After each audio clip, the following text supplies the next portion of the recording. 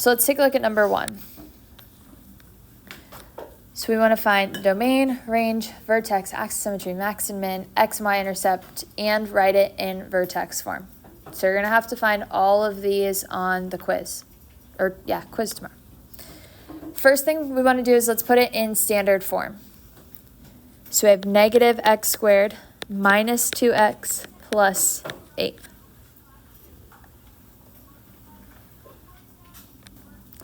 Now let's find our vertex first, and then we can kind of get an idea if we graph it, find our domain and range after that, find everything else. How would we find the vertex? What's that little formula that helps us find the vertex? Negative b over 2a. So to find the x in our vertex, we use negative b over 2a. So the first, our leading coefficient is a, number in front of the x is your b, and the constant is c. Make sure it's in standard form before you label your a, b, and c. So we have negative 2 over 2 times negative 1. So that would be 2 over negative 2, which simplifies to negative 1. So the first number in our vertex is negative 1. How do we find the second number? Plug in negative 1 into the x's and solve. So I have negative 1 squared minus 2 times negative 1 plus 8.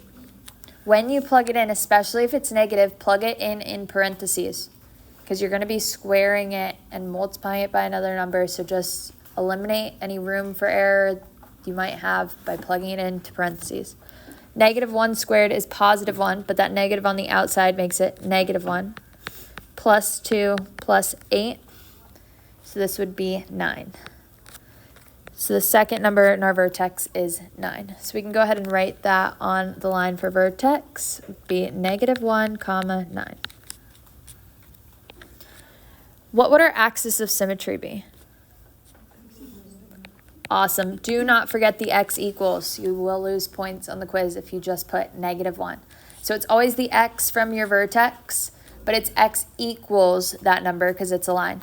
So let's graph this real quick. We're going to go to the left to negative 1 and up 9. Does our graph open up or down?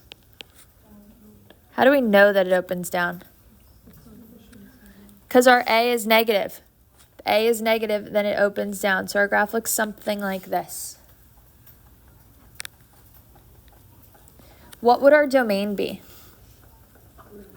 All real numbers. Domain for parabolas are always all real numbers.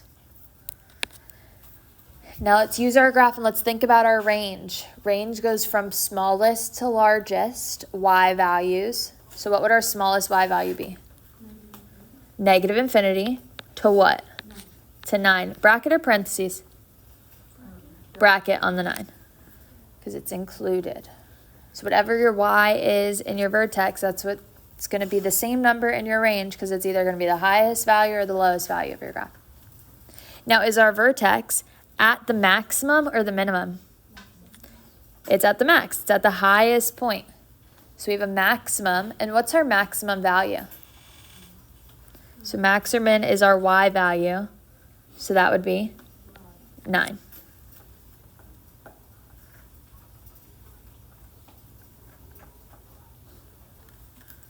Next, since we're still dealing with the vertex, let's put it in vertex form.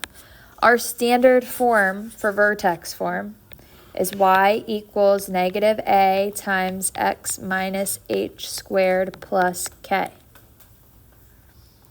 So the numbers in our vertex are h and k. So we can plug those in. So y equals x, how do I say x minus negative 1? X plus 1 squared, don't forget the squared, plus k, what's our k? 9, so plus 9. Now what's our a? A is negative 1.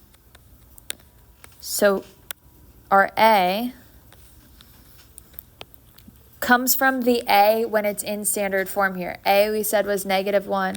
So I'm going to put, you can either put negative 1 or just a negative sign in front. Our standard form is just a times x minus h squared plus k. I think I put a negative in front on accident, but I was thinking ahead. So that negative comes from our a from standard form. All right, let's find our x and y intercept. To find the x-intercept, I'm going to plug in 0 into what? Awesome. Plug in 0 into y. So it's always the opposite. So when we plug in 0 into y, I have 0 is equal to negative x squared minus 2x plus 8. We have to solve for x now. X-intercept, you're solving for x. What would I do to solve for x here?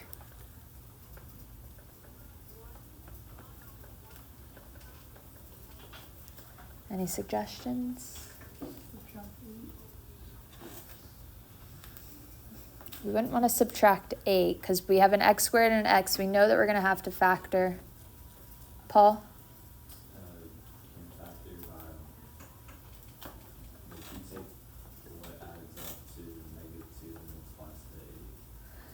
So before we do that, we have a negative x squared.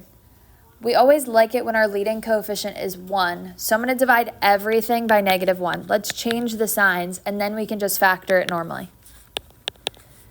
So I'm going to divide everything by negative 1 and just get rid of it. So I have 0 is equal to x squared plus 2x minus 8. So everything just changes signs. Now, what are two factors of negative 8 that add to 2?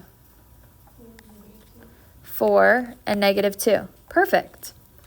So x plus 4 and x minus 2. So x is equal to what? Negative 4 and positive 2. Awesome.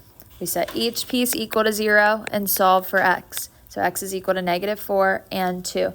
Now when we write our x-intercept and y-intercept, it has to be a point. Has to be a point. So x-intercept, my x is going to be the number. So x we said was negative 4. What was y? 0. So negative 4 comma 0. And what was the other number I got for x?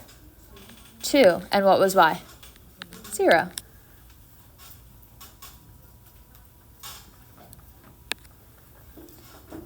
Any questions there? Now for the y-intercept, we plug in 0 for what? Plug in 0 for x. So I'm going to go back to my original equation. I have y equals negative 0 squared minus 2 times 0 plus 8. So y equals what? 8. Awesome. So how would we write that as a point? What was our x? 0. And what was our y? 8. So x-intercept and y-intercept have to be points. For x-intercept, you plug in 0 into the y. For y-intercept, you plug in 0 into the x.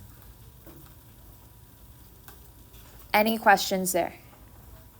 Let's take a look at number 5 on the next page. So here we want to use the leading coefficient test to determine the end behavior, find the zeros, the multiplicity, and tell whether it touches and turns or go through, and we're going to graph it. We're going to do everything here. So for number 5, first thing we want to do is find the zeros. So we want to find where we cross the x-axis. What could I do first here to find the zeros?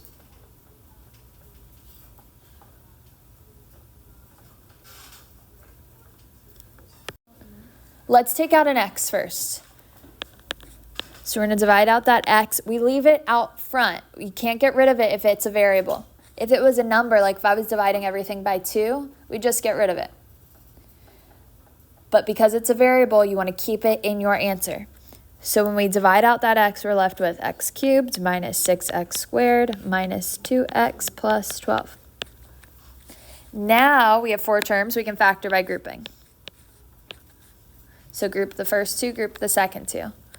That x is just going to stay out front, it's going to hang out along for the ride.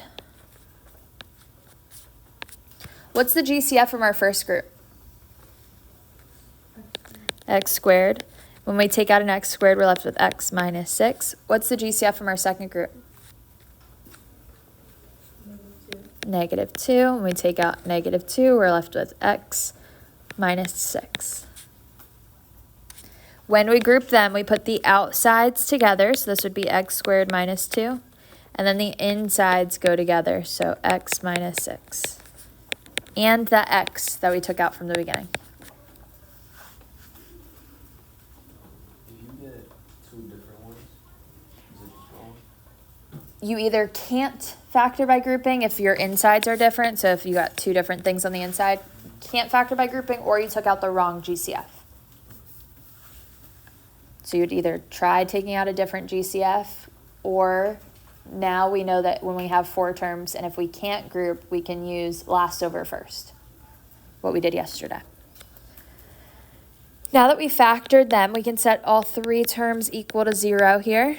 So x equals 0, x squared minus 2 equals 0, and x minus 6 equals 0. So x equals 0 is already solved for us. Now for x squared minus 2 equals 0, what would we do to solve here?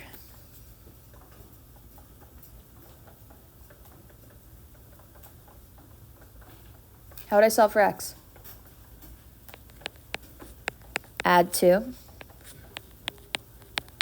And then what? Square root both sides. So x is equal to what? Plus or minus square root 2. And then in our third term, x is equal to 6. So these would be our zeros. We can put them here where it says zeros. We have 0, square root 2, negative square root 2, and 6. If you want to leave it as plus or minus, that's fine.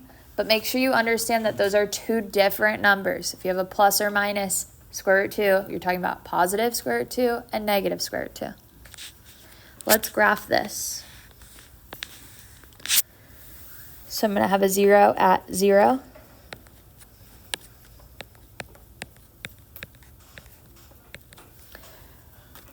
At positive square root 2 and at negative square root 2, this is a little bit more than 1, so it'd be like 1 point something-ish. So I'd have a point at 1 point something and negative 1 point something. So that's our square root 2 and negative square root 2. And then 6. So we have our 4 zeros on our graph. Now, let's talk about our end behavior. End behavior, we look at our highest degree terms. So that's x to the 4th power. When it's even, what does that tell us that the arrows are going to do? Same direction. And if it's positive, are they both going to go up or both go down? Up. So we'd say rises left and right. They both go up. If you want to draw the arrows and then put the words, that's fine. But they're going to rise left and right. So out of my point farthest to the left, I have an arrow that goes up. Out of my point farthest to the right, I have an arrow that goes up. Next, let's talk about multiplicity. How many x is equal to zeros did I have? 1. What about square root 2? How many square root 2 did I have? 1. What about negative square root 2? 1. And what about 6? 1. So I have a multiplicity of 1. I'll say at all the numbers. Is 1 even or odd? Odd. So we have odd multiplicity. What does it mean when we have odd multiplicity? Do we touch and turn or do we go through?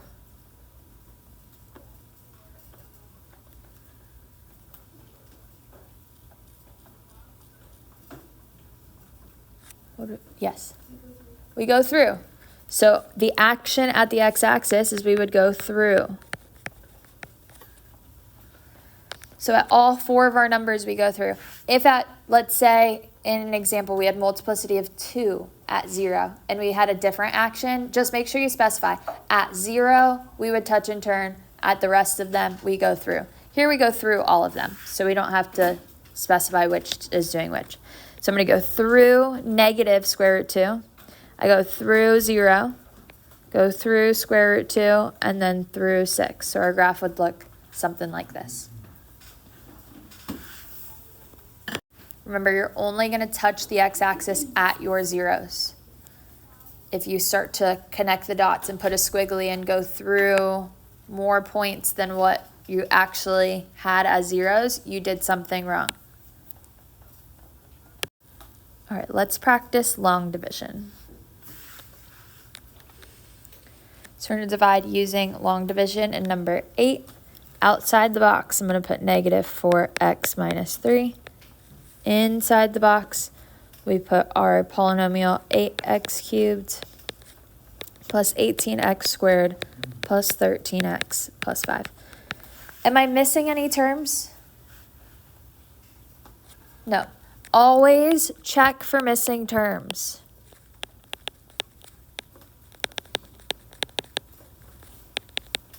Remember, you need to put a 0 as a placeholder if you're missing any terms. Here we're not missing anything, so we can just go ahead and start dividing. Step 1 for long division is divide. What's 8x to the third power divided by negative 4x? What's 8 divided by negative 4? Negative 2. And if I have 3 x's and I take 1 away, how many am I left with? 2. So negative 2x squared. Step 2 is multiply. So we're going to multiply negative 2x squared by both things out front. So we get negative positive x to the third power plus 6x squared. What's step 3? Change the signs and combine.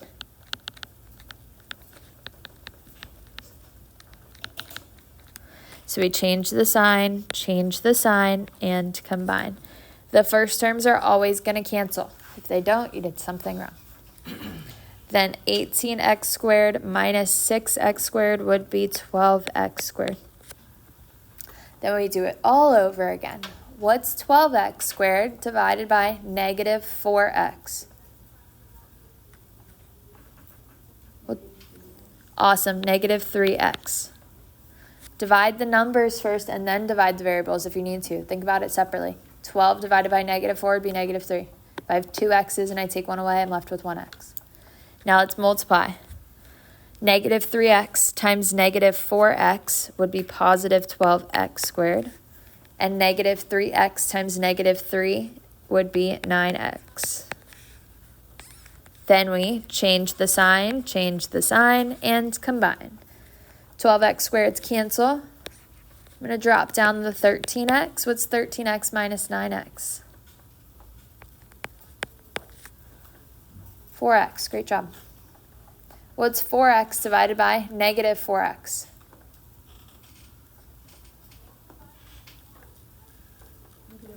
Negative 1. So minus 1 goes up top. Then again we multiply. Negative 1 times negative 4x would be positive 4x. Negative 1 times negative 3 would be positive 3.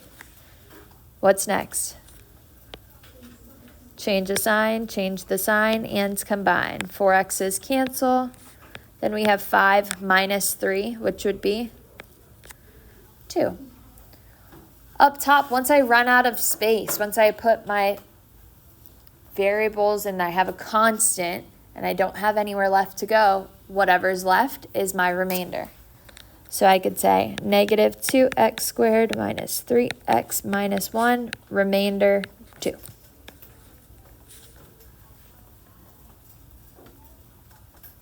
Yes? On the test, you'll take it like that? Mm-hmm.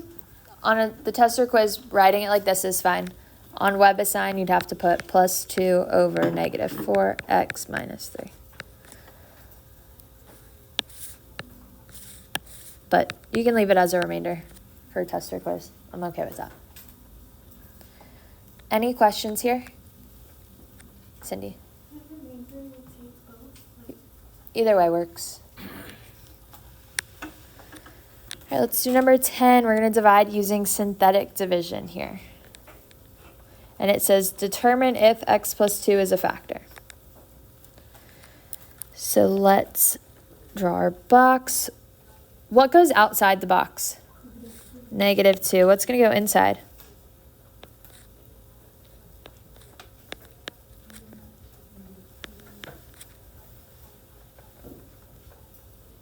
-1, -3, -7, 1, -1, and 18. We're not missing any terms, so we're good. Let's drop down the 1, multiply on the outside. We get -2. Add -5, multiply 10, add 3, multiply -6, add -5, multiply 10, add, we get 9, multiply -18, add, we get 0. Is x plus 2 a factor? Yes. Remember, if our remainder is 0, then yes, it's a factor.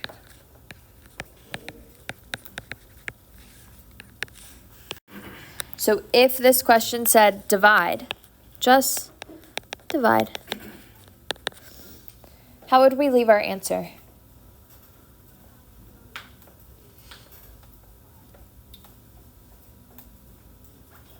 If our question starts with x to the 5th power, what's our answer going to start with?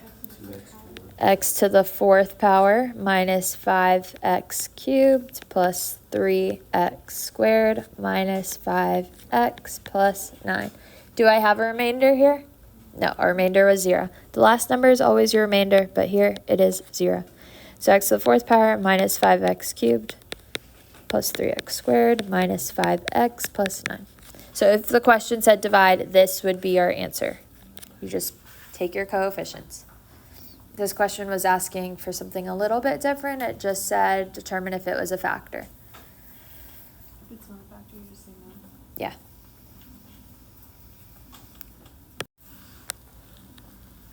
All right, for 12, it says use synthetic division and the remainder theorem to find the indicated function value. So here we're evaluating. So what's going to go outside the box here? -3, perfect. When it says evaluate, or if it doesn't give it to you as that x plus 3, or if it says x equals -3, f of -3 is the same as x equals -3. So -3 goes on the outside. Inside the box, we have 4, -8, -4, 23. Are we missing any terms? Nope, everything's good. All of our terms are represented. We have x to the 3rd power, x to the squared, x to the 1st power, and our constant. So I'm going to drop down the 4, multiply, get -12, add -20, multiply 60, add 56, multiply. Our numbers are starting to get a little bit bigger, so I'm going to write it over here. 6 times 3 would be 18. 5 times 3 is 15, plus 1 would be 16, so -168. 23 plus -168 would be -145. What would our answer be here? Awesome, just the remainder. So f of -3 would be -145. When it says the remainder theorem, just the remainder is your answer. Let's look at 11. So what goes outside the box? 6. And then inside, we have 1, but we're missing x cubed, we're missing x squared, and we're missing x. So I have to put a 0 in all 3 spots. So 1, 0, 0, 0, 1,296. Drop down the 1. Multiply, we get 6. Add 6, multiply 36, add 36, multiply 216, add 216. So we have 216 times 6. Got to write that one out. 6 times 6 would be 36. 6 times 1 would 6 plus 3 is 9. 6 times 2 is 12. So we get 1,296. When we add these, this would be 2,592. How would I write my answer?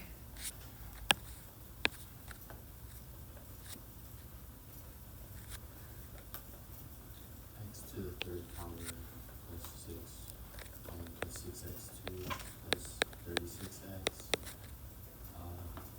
plus 216 to the negative 2,594. Awesome. Yes, so x cubed plus 6x squared plus 36x plus 216, remainder 2,592. Okay, last question is the one all the way at the bottom. It says find all the roots, use the rational root test. So rational root test is last over first.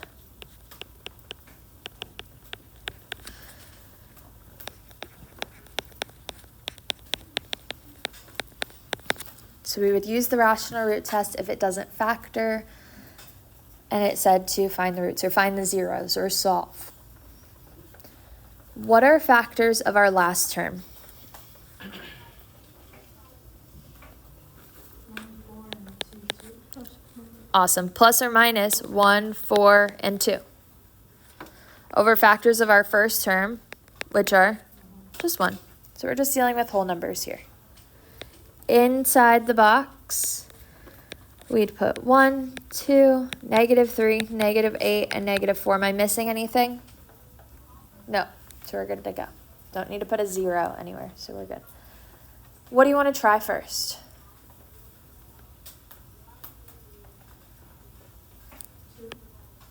Sure, let's try 2. So I'm going to drop down the 1, multiply, add, we get 4, multiply 8, add 5, multiply 10, add, we get 2, multiply 4, add 0. Does it work? Yes. So x is equal to 2 is our first answer. How many answers total are we going to have here?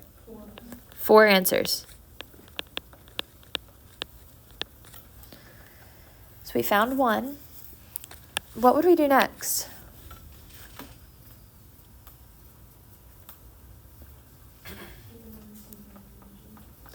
We're going to do synthetic division again, but we're going to take our answer this time, and that's going to be our coefficients.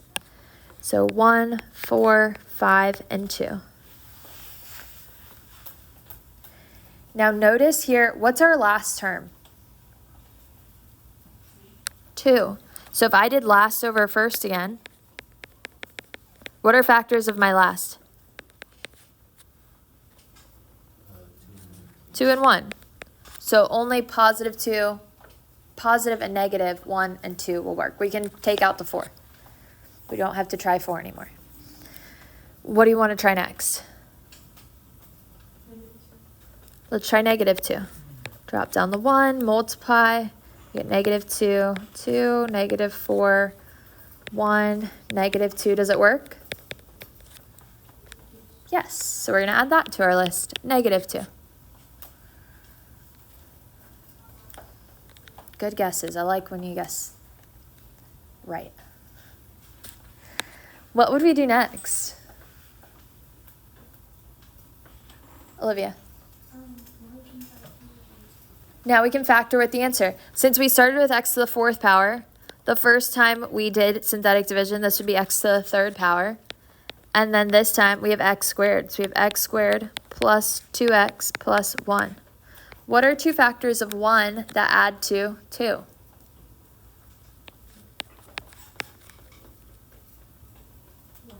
1 and 1. So x plus 1 and x plus 1. So x is equal to what? -1 and -1. So I'm going to add those two to my list.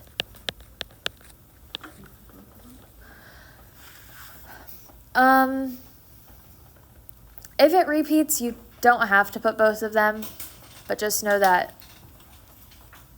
like, we have two answers there, -1 and -1.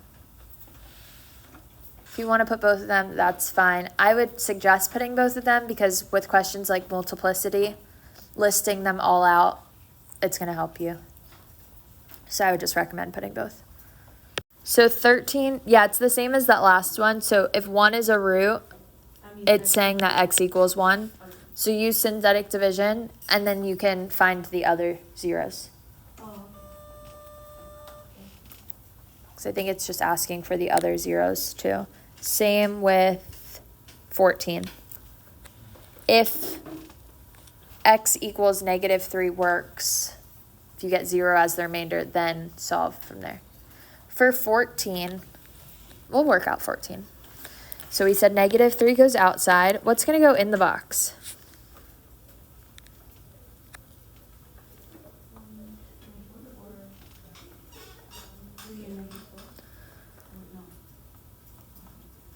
Why is it not 1, -4? We got to put it in order.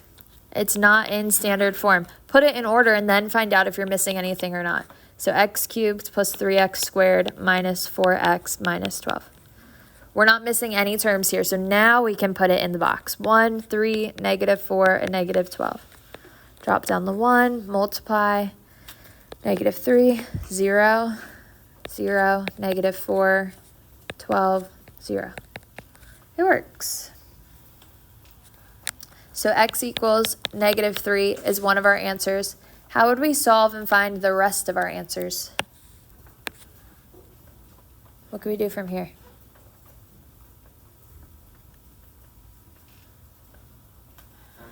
Factor. If we start with x to the 3rd power, our answer here is going to start with x to the 2nd plus 0x minus 4. So this is just x squared minus 4. How can I factor x squared minus 4? What's special about it? Difference of squares. So it factors into x plus 2, x minus 2. So what else would x equal? 2 and -2. Perfect. So when it says find the roots, it just wants all the other answers too. So solve them out all the way.